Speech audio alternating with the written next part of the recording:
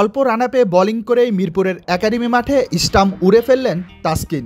এই তাসকিনকেই তো ক্রিকেট প্রেমীরা দ্রুত 22 গজে দেখতে চায়। তবে তাসকিন নিজেকে একটু দুর্ভাগা ভাবতেই পারেন।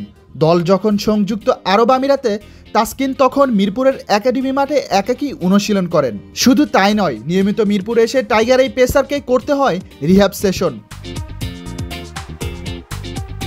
বৃহস্পতিবার বৃষ্টি ভেজা দিনেই সকালবেলায় চলে আসেন টাইগার পেস বোলিংয়ের নেতা তাসকিন আহমেদ। শুরুতেই জিম সেশন করেন, এরপর একাডেমি মাঠে গিয়ে খানিকটা সময় রানিং করেন। তারপরে শুরু হয় তাসকিনের বোলিং অনুশীলন। অল্প রানা পেয়ে কিছুটা সময় বোলিং করেন তাসকিন।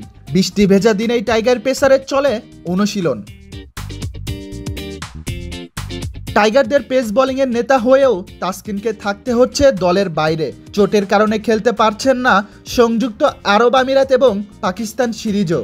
এমনকি ঘরের মাঠে জিম্বাবুয়ে সিরিজেও ছিলেন না টাইগার এই পেস তারকা। বাংলাদেশ ক্রিকেট বোর্ডের মেডিকেল টিমের আন্ডারে চলছে তাসকিনের পুনর্বাসন প্রক্রিয়া। বিসিবিও তাকে দেখে শুনে খেলাতে প্রস্তুত। কোনো সিরিজে তাকে নিয়ে ঝুঁকি নিতে চান না বাংলাদেশ ক্রিকেট বোর্ড। সবকিছু ঠিক থাকলে শ্রীলঙ্কা সিরিজেই মাঠে ফিরবেন তাসকিন।